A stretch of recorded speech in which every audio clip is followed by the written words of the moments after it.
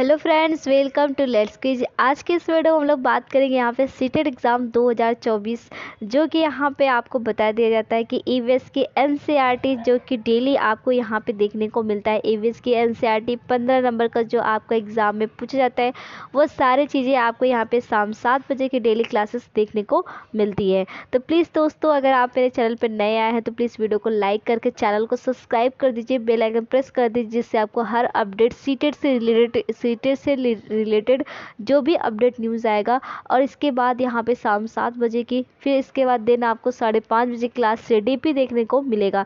तो इसी आपको चैनल से सारी चीज़ें कराई जाएगी, जो कि आपके एग्ज़ाम तक ये चैनल बना रहेगा। ठीक है, तो दोस्तों इस वीडियो को स्किप मत करिएगा, शुरू से लेकर लास्ट तक देखिएगा। जो भी ईवीएस की एनसीईआरटी में वन लाइनर यहाँ पे जो चीज़ें वहाँ पे बड़ी बड़ी चीज़ें किताबों में कराई जाती है, वही सारा उसका निचोड़ यहाँ पे वन लाइनर में आपको देखने को मिलेगा। तो प्लीज़ दोस्तों इस वीडियो को स्किप मत करिएगा, शुरू से लेके लास्ट तक आप पढ़ेंगे तो चीज़ें आपको अच्छे से समझ में आएगी। और आपको क्या होगा कि चीज़ें जब समझ में आएगी तो आपका भी मन भी लगेगा पढ़ने में। ठीक है, तो अगर एवी आ गए फिर इसका पढ़ने स्टार्ट कर दिया, 21 जनवरी तक आप पढ़ते रहेंगे ना, पेपर भी चला जाएगा लेकिन चीज़ें आपको समझ में नहीं आएगी। तो प्लीज़ दोस्तों इसको वीडियो को स्किप मत करिएगा। इसके बाद जो मैंने और भी क्लासेस ली हुई है तो उसको भी जाके मेरे चैनल पर उसकी प्लेलिस्ट बनी है, वो सारे टॉपिक आप अच्छे से देख लीजिए। जो यहाँ पे सीटेट एग्ज़ाम 2023 करके प्लेलिस्ट है, वो जाके आप उसे ज़रूर देख लीजिएगा। ठीक है, क्योंकि जो भी जितना भी है सारा चीज़ें उसमें ही आपका जा रहा है, प्रोवाइड किया जा रहा है। वो सारी वहाँ पे उसके भी जो पिछले सारे जो वीडियो कराई हैं, वो भी एक से बढ़ के एक सारे क्लासेस बढ़िया से बढ़िया आपके पॉइंट एग्ज़ाम पॉइंट आपका कराया गया है, तो उसको भी ज़रूर करिएगा। प्लस आपका जो यहाँ पे रेगुलर कराया जा रहा है वो भी देख लीजिएगा। ठीक है, तो अब चलते हैं हम लोग बात करते हैं यहाँ पे आज का पॉइंट, मतलब आपका टॉपिक क्या है, फाख्ता पक्षी। क्योंकि जो पक्षी से रिलेटेड अभी आपको एनिमल कराया गया, फिर पक्षी से जो रिलेटेड रह गया है, वो सारी चीज़ें अब यहाँ पे आपको देखने को मिलेगा। ठीक है, तो पक्षी से अभी मैंने गिद्ध और इसके बाद और जो शक्कर खोरा होता है, वो सारी पक्षियाँ मैंने करा दी। कुछ पक्षियाँ रह गई जो कि आज की क्लास में भी फिनिश कर दिया जाएगा। ठीक है, तो नए टॉपिक के साथ हम नेक्स्ट वीडियो में बात करेंगे। ठीक, तो चलिए हम लोग बात करते हैं यहाँ पे फाख्ता पक्षी के बारे में। देखिए, ठीक, पहला पॉइंट क्या है, फाख्ता पक्षी फाख्ता कैक्टस कांटों के बीच या मेहंदी के मेड़ में अपना घोंसला बनाती है। देखिए फाख्ता पक्षी कितना सिंपल, कितना अच्छा है, वो कांटों के बीच में अपना घोंसला बनाती है। ये ऐसा पक्षी है, तो इसको थोड़ा सा क्या होता है कि इसको थोड़ा सा मजाक में लेंगे तो चीज़ें आपको अच्छे समझ में आ जाएगा। तो बताइए ऐसा पक्षी है, बताइए ये अपने खुद का घर कांटों में बनाता है। इस तरीके से पढ़िए तो चीज़ें आपको अच्छे से आसानी समझ में आ जाएगा कि फाख्ता पक्षी ऐसी है जो कैक्टस के पेड़ों पे या फिर मेहंदी की मेड़ पर, क्योंकि मेहंदी में भी कांटे लगी होती हैं, और कांटों में यानी पत्थरों, जो ये होता है फाख्ता पक्षी कैक्टस और कांटों के बीच या मेहंदी के मेड़ में अपने घोंसले को बनाती है। तो ये रहा फाख्ता पक्षी के बारे में। अब उल्लू की बात यहाँ पे कर ली जाती है। उल्लू कैसा अपना, यहाँ पे देखिए, उल्लू अपनी गर्दन सॉरी उल्लू अपनी गर्दन पीछे तक घुमा सकता है, मतलब ये 360 डिग्री, कितना, 360 डिग्री अपने गर्दन को ये राउंड राउंड गोल गोल घुमा सकता है। तो ये भी देखिए। अब इसके बाद यहाँ पे देखिए मैना के बारे में, ये झटके से अपनी गर्दन आगे पीछे करती है। अब देखिए यहाँ पे देखिए उल्लू के बारे में और मैना के बारे में। अभी जो नेक्स्ट वीडियो में नेक्स्ट एग्ज़ाम में, जो अभी इसके पहले दो साल पहले एग्ज़ाम हुआ था, उसमें यही क्वेश्चन आपका सीटेट से पूछ लिया था, ये कि ऐसा कौन सा पक्षी है जो झटके से अपने गर्दन को घुमा लेती है। अभी तक देखिए ये पॉइंट कोई मतलब सब नज़रअंदाज करते थे कि ऐसा भी क्वेश्चन में पूछ सकता है, क्योंकि सीटेट में क्या होता है कि जो भी जो एनसीईआरटी के बुक में लिखा होता है ना, उसी का किसी एक लाइन का दे दिया जाएगा और इससे उसी से आप उनका क्वेश्चन बन जाता है। 4 ऑप्शन दे देते हैं, नहीं तो फिर कथन और निष्कर्ष में ला देते हैं, जिससे क्या होते हैं बच्चे पढ़ के तो जाते हैं, चीज़ें अगर 1-2 पॉइंट उससे मिस हो जाता है तो वो भी भूल जाता है, तो और उसी में कन्फ्यूज होकर उनका गलत सही आंसर आ जाता है। ठीक है, तो इसीलिए बोल रही हूँ कि वीडियो को स्किप मत करिएगा। जो चीज़ें आपको समझाई जा रही है वो आपके एनसीईआरटी से ही वन लाइनर में क्वेश्चन यहाँ पे बनाए गए, चीज़ें आपके लिए वहाँ से यहाँ सरल किया गया है, जिससे क्या होगा कि आपको पढ़ने में और नोट बनाने में बहुत ही आसान रहेगा। देखिए कितना शॉर्ट फॉर्म में बताया कि फाख्ता पक्षी कैसा होता है, अपना घोंसला कैसा बनाता है। कांटों के बीच में उल्लू क्या होता है, अपनी गर्दन पीछे तक घुमा सकता है, मतलब ऐसी पक्षी है ये 360 डिग्री। और इसके बाद ये झटके से 180 पे ही झटकता है इनका, मतलब एक बार इधर और एक बार इधर, मतलब ये अपने झटके से अपने गर्दन को आगे पीछे करती है। ये कौन है, ये मैना। आई होप आपको उल्लू और मैना में चीज़ें कन्फ्यूजन नहीं होगी, अब क्लियर होगी कि उल्लू क्या करता है, 360 डिग्री मतलब पूरा अपना राउंड राउंड गोल गोल वो अपनी गर्दन को घुमा सकता है, लेकिन जो झटके से आगे पीछे करता है वो सिर्फ मैना करता है। ठीक है, अब आती है बात यहाँ पे देखिए कलचिड़ी पक्षी। यहाँ पे देखिए कलचिड़ी पक्षी को ही रॉबिन पक्षी के नाम से जाना जाता है। किस नाम से, रॉबिन, इंडियन रॉबिन पक्षी के नाम से जाना जाता है। ठीक, रॉबिन पक्षी के नाम से। तो ये बात आप इसे नोट करिए कि कलचिड़ी पक्षी को किस नाम से और जाना जाता है, तो इसे रॉबिन पक्षी के नाम से जाना जाता है। तो कलचिड़ी पत्थरों के बीच अपना घोंसला बनाती है। देखिए इस तरीके से होता है, एक मिनट, ये देखिए अपना होता है इस तरीके से। देखिए ये है कलचड़ी पक्षी, यहाँ पे देखिए दो बड़े बड़े पत्थर होते हैं, उसी पत्थरों में अपने अपने घोंसले को बनाती हैं। तो ये रहा कलचड़ी पक्षी, एक मिनट, ये रही आपकी यहाँ पे कलचड़ी पक्षी के बारे में बता दिया गया। ये कलचड़ी पक्षी क्या होती है, वो पत्थरों के बीच में अपना घोंसला बनाती है। इनके घोंसले में पौधों की नाजुक टहनी, जड़, ऊन, बाल, रुई सब बिछा रहता है। तो यानी क्या क्या क्या क्या क्या बोला गया, अभी देखिए जो फाख्ता पक्षी था उनको भी ऐसा ही घोंसला बनाता था, वो भी ऐसे जो घोंसला बनाता था। और ये भी देखिए, ये भी देखिए जो नाजुक टहनी, जड़ें, ऊन, बाल, रुई सब बिछा रहता है। यानी यहाँ पे दो बड़े बड़े पत्थर होते हैं, उन्हीं के बीच में ये अपने घोंसले को बनाती हैं। यानी जो सड़क के किनारे, मतलब अगर पूछ लिया सड़कों के किनारे पत्थरों के बीच में अपना ऐसा घोंसला कौन बनाता है, तो ये कलचिड़ी पक्षी ही अपने घोंसले को बनाती हैं। ठीक है, तो ये रही बात कलचिड़ी पक्षी के बारे में। अब दूसरा नेक्स्ट पॉइंट क्या है, नेक्स्ट पॉइंट ये है, यह छोटे छोटे कीड़े खाती हैं।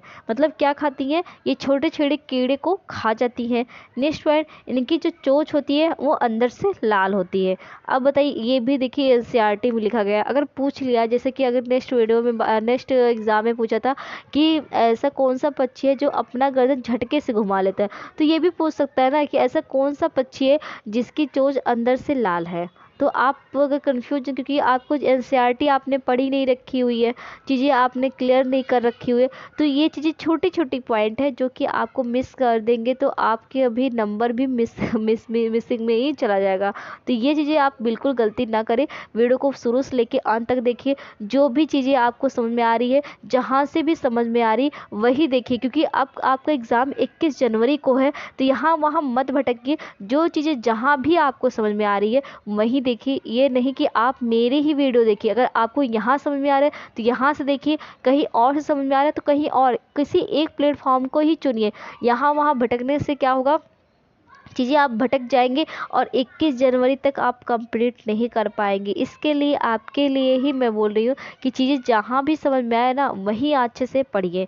ठीक है, क्योंकि आपका एग्ज़ाम निकलना वो इम्पोर्टेंट है, ना कि सबकी वीडियो देख के आप उनका व्यूज़ बढ़ाइए और उनको ये करिए कि हम आपका वीडियो रोज़ देखते हैं लेकिन फिर भी पास नहीं हो, तो उसका मतलब क्या होगा, कुछ नहीं होगा। तो प्लीज़ दोस्तों ऐसा मत करिए अपने लाइफ के साथ, बिल्कुल भी ऐसा इधर उधर की चीज़ें लेके मत चलिए, बिल्कुल भी सीधा डायरेक्ट जहाँ समझ में आ रहा है ना चीज़ें वहीं पढ़िए आप। बस ये सीधा उधर चीज़ें ना बिल्कुल छोड़ दीजिए, क्योंकि अब टाइम बहुत कम है आपके पास। 21 जनवरी के बाद आपका एग्ज़ाम हो जाएगा, तो फिर देखते रहिए कि आराम से कि क्या हो गया मैम, मेरा तो निकला नहीं है।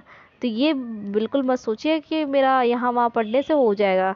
तो चीज़ें आप एक जगह पे पढ़िए, नोट और बुक एक ले लीजिए, पेन ले लीजिए, वहीं से पढ़िए। ठीक है, अब बात आती है यहाँ पे कौवा के बारे में। कौवा कैसा अपना घोंसला बनाती है, तो इनके बारे में पढ़ना बहुत ही ज़रूरत है। कौवा क्या होता है, काला होता है। कोयल भी क्या होती है, काली होती है। बस फर्क क्या होता है कि कोयल क्या होती है, मीठी बोलती है, और ये क्या होता है, इनकी आवाज़ लोगों को पसंद नहीं होता। ये क्या करता है, काव काव। क्या करता है, ये काव काव। तो ये क्या होता है, कौवा क्या होता है, काव काव करता है, किसी को पसंद नहीं। लेकिन जो कोयल होती है वो मीठी सुरीली आवाज़ में बोलती है, इसलिए वो सबको पसंद है। लेकिन जबकि कलर सेम सेम वैसी है, किसी कौवा और कोयल में फ़र्क नहीं कर सकता है। ठीक है, तो ये बात है। अब चलते हैं, हम लोग बात करेंगे कौवा के बारे में, आखिर कौवा किस तरीके से अपना घोंसला बनाती है। तो कौवे के घोंसले में लोहे के तार और लकड़ी की टहनियाँ जैसी चीज़ें भी होती हैं। ठीक है भाई, देखिए इस तरीके से कौवा।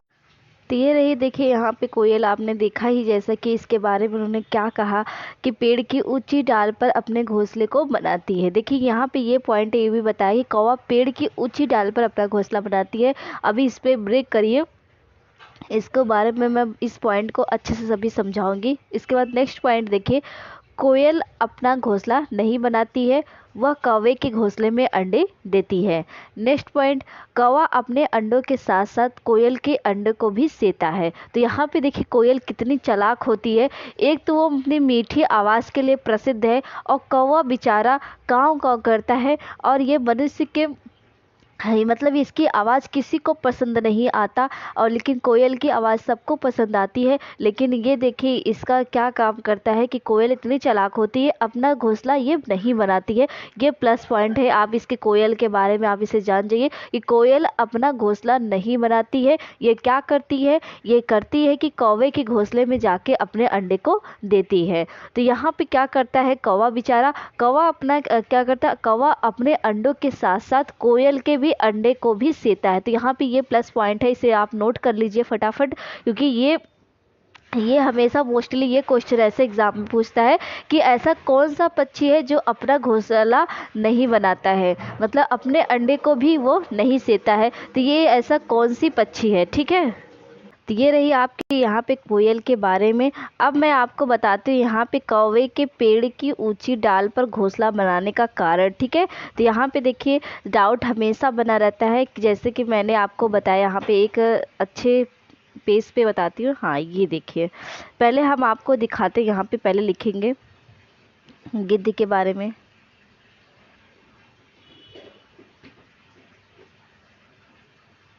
गिद्ध, बाज और चील। ठीक है, गिद्ध, बाज, चील। इसके बाद यहाँ पे कौवा। ठीक, गिद्ध हो गया, बाज हो गया, चील हो गया, फिर इसके बाद आपको कौवा देखने को मिला। ठीक है, अब यहाँ पे देखिए इसमें और इनके घोंसले में क्या अंतर है। ठीक है, अब आप इसे अच्छे से नोट करिएगा, क्योंकि ये भी पेड़ की ऊंची डाल पर अपने घोंसले को बनाता है सुनसान जगह पर, और ये भी अपने पेड़ की ऊंची डाल पर घोंसला बनाता है। ठीक है, तो अब बात आती है इसमें अंतर क्या है। तो अंतर ये है, अंदर आपको बताते हैं, अंतर ये है कि ये एरिया, जो एरिया होता है, मतलब किसी गांव या शहर, जो भी एरिया इनके अंडर में आता है, कि ये इतने एरिया में इसके अंदर ये रहते हैं। ठीक है, इसके अंदर ये रहते हैं, तो ये क्या करते हैं, जो इसमें से ये भी पेड़ है, ये पेड़ है, सब सारे पेड़ है। ठीक है, गाँव में मान लो एक गाँव, ये लोग गाँव के अंदर रहते हैं। ठीक है, तो गाँव में इतने सारे पेड़ हैं, तो जो इस गाँव में जो सबसे ऊंचा पेड़ रहेगा, उसी पेड़ के ऊंची डाल पर सुनसान जगह पर लकड़ियों, टहनियों और रुई से अपने ये घोंसले बनाते हैं। ठीक है, तो गिद्ध गिद्ध हो गया, बाज और चील, ये क्या करते हैं, ये अपने एरिया के ऊंचे, सबसे ऊंचे डाल पर, सबसे ऊंचे पेड़ पर, और पेड़ की सबसे ऊंची डाल पर अपना घोंसला बनाती है। और कौवा क्या करता है, पेड़ के ऊंची डाल पर घोंसला बनाता है, मतलब चाहे वो पेड़ मतलब जो पेड़ ऊंचा रहता है, उसी पेड़ के ऊंची डाल पर, ऐसा नहीं, ये एरिया के हिसाब से निर्भर नहीं करता है, इसको पेड़ ऊंचा मिलना चाहिए, और ये किसी भी पेड़ के सबसे ऊंची डाल पर, मतलब सबसे ऊंची जो टहनियाँ होती है, उसी टहनी पर ये अपना घोंसला बनाती है। कौन, कौवा। ठीक है, ये बात रहा यहाँ पे, कि फिर से मैं आपको समझाती हूँ, शायद आपको सही से समझ में नहीं आया होगा। लेकिन देखिए, जैसे कि यहाँ पे आपको बता दें कि देखिए ये एरिया हो गया इनका, गिद्धबाज चील का। तो जो यहाँ पे पेड़ होगा, इन सारे पेड़ों में जो सबसे ऊंचा पेड़ होगा, जो सबसे ऊंचा पेड़ होगा, उसी एरिया के जब सबसे ऊंचे पेड़ पे सबसे ऊंची डाल पर वो घोंसला बनाती है, वो भी सुनसान जगह पे। झाड़ियाँ रहेगा, टहनियाँ रहेगा और रुई रहेगा, ये सबसे सुनसान जगह पे अपना घोंसला बनाती है। और चील क्या करता है कि जो ये सब सबसे मतलब आकाश में सबसे ऊंचा उड़ते हैं, ये गिद्धबाज चील क्या हो गया, ये सबसे ऊंचे जगह पे बनाता है। और इनका जो घोंसला होता है वो कितने फीट का होता है, तो ये 4 फीट का होता है। ये भी आप नोट कर लीजिए, जो इनका घोंसला होता है ये 4 फीट का रहता है और कई सालों तक ये ऐसे ही बना रहता है। ये इसी में जाके अपने फिर अंडे को देते हैं। ठीक है, गिद्धबाज और चील। कौवा क्या है, कौवा का देख लीजिए। कौवा सिर्फ क्या रहता है, ये एरिया पे निर्भर नहीं करता है, ये केवल यहाँ पे पेड़ की सबसे ऊंची डाल पर ये अपने घोंसले, मतलब जो पेड़ ऊंचा रहेगा, देखने में ठीक ठाक रहेगा, उसी पेड़ के ऊंची डाल पर अपना घोंसले को ये बनाता है। ठीक है, अब शायद आपको समझ में आ गया होगा। ये चील, बाज, गिद्ध, इनके 2 पैर होते हैं और 2 आँख होते हैं, बराबर मिला के 4 हो गया। तो यानी मनुष्य से ये 4 गुना ये अधिक देख पाते हैं। ठीक है, तो ये गिद्ध, बाज और चील के बारे में हो गया। प्लस पॉइंट आपको कौवा के बारे में आपको भी बता दिया गया कि कौवा भी कैसा अपना घोंसला बनाता है। ठीक है, आई होप आपको अच्छे से समझ में आ गया होगा गिद्ध, बाज और चील के बारे में। और इसके बाद डिफरेंस आपकी कौवा के बारे में यहाँ पे देखिए। फिर से मैं आपको कौवे के बारे में यहाँ पे बता देती हूँ कि कौवे की घोंसले में लोहे की तार, लकड़ी की टहनियाँ जैसी चीज़ें भी होती है। कौवा पेड़ की ऊंची डाल पर अपना घोंसला बनाता है। कोयल अपने घोंसला नहीं बनाती, वह कौवे के घोंसले में जाके अंडे देती है। कौवे अपने अंडे के साथ साथ कोयल के भी अंडे को सेती हैं। ठीक, अब आती है बात यहाँ पे गौरैया के बारे में। तो गौरैया भी देख लिए, इस तरीके से ये गौरैया होती है।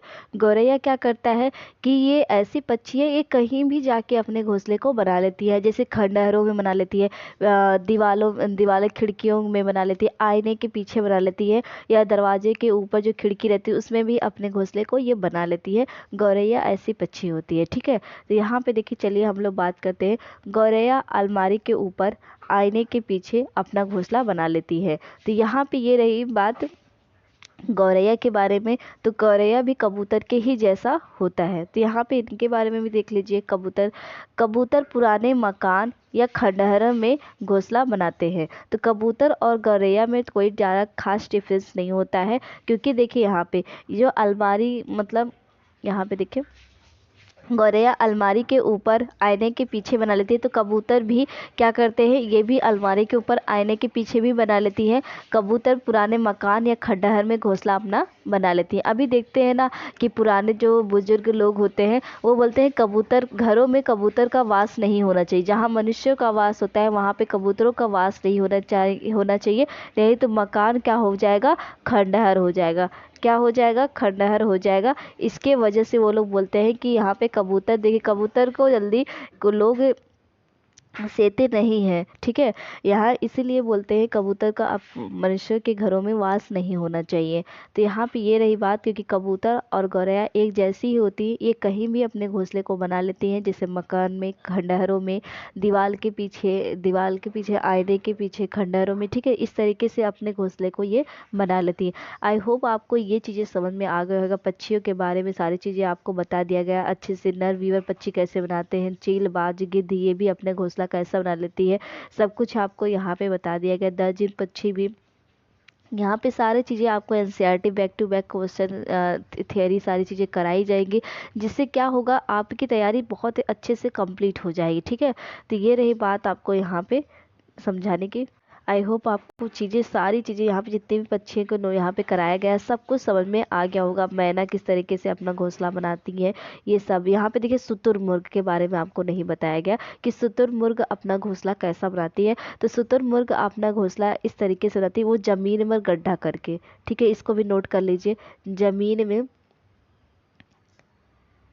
में गड्ढे करके। ठीक है, ज़मीन में गड्ढे करके ये अपने घोंसले को बनाती है। इस तरीके से यहाँ पे बताया गया है, क्योंकि क्या करता है शुतुरमुर्ग, ऐसा होता है वो भी शुतुरमुर्ग में कौन सा शुतुरमुर्ग, तो यहाँ पे नर शुतुरमुर्ग घोंसला नहीं बनाती है, ठीक है। तो नर शुतुरमुर्ग घोंसला नहीं बनाती, ये मादा शुतुरमुर्ग घोंसला बनाती है और उसी में अपने अंडे को ये देती है, ठीक है। तो ये रही बात शुतुरमुर्ग के बारे में। फिर इसके बाद ऐसा, अब तो शायद आप, आई होप आपको सारी चीज़ें करा दी गई है पक्षियों के बारे में। कोई चीज़ अगर छूटा होगा, चीज़ें नहीं समझ में आ रही तो इस वीडियो के कमेंट बॉक्स में कमेंट कर दीजिएगा, जिससे क्या होगा चीज़ें और भी अच्छे से एक्सप्लेन करके बताने की कोशिश मैं करूँगी। जो चीज़ मुझसे छूट गई शायद आज आपको पता हो, तो वो चीज़ें मैं आपको समझाने की कोशिश अच्छे से करूँगी, ठीक है। क्योंकि ज़रूरी नहीं है कोई चीज़ समझाने वाला हो सारी चीज़ें आपको समझा दे अच्छे से। कुछ चीज़ें होती हैं टीचर से भी छूट जाता है, कुछ चीज़ें होती हैं जो कि आपसे भी सीखने को हमको मिलता है मौका, ठीक है। तो ये चीज़ें इसलिए बता रही हूँ, चीज़ें कोई भी अगर चीज़ें छूट रही हैं तो प्लीज़ हमको इस वीडियो के कमेंट बॉक्स में कमेंट जरूर करिएगा, ठीक है। तो यहाँ पे देखिए, अब हम बात करते हैं भारत के प्रमुख वन्य जीव अभ्यारण्य एवं उद्यान के बारे में भी सीटेट से पूछा जाता है। तो हम ये क्या करेंगे, इसे हम नेक्स्ट वीडियो में बात करेंगे, जिससे क्या होगा कि नई टॉपिक नई वीडियो में बात करेंगे तो एनर्जी एकदम वैसी ही बनी रहती है, ठीक है। तो मिलते हैं हम लोग नेक्स्ट वीडियो में। Thank you for watch video.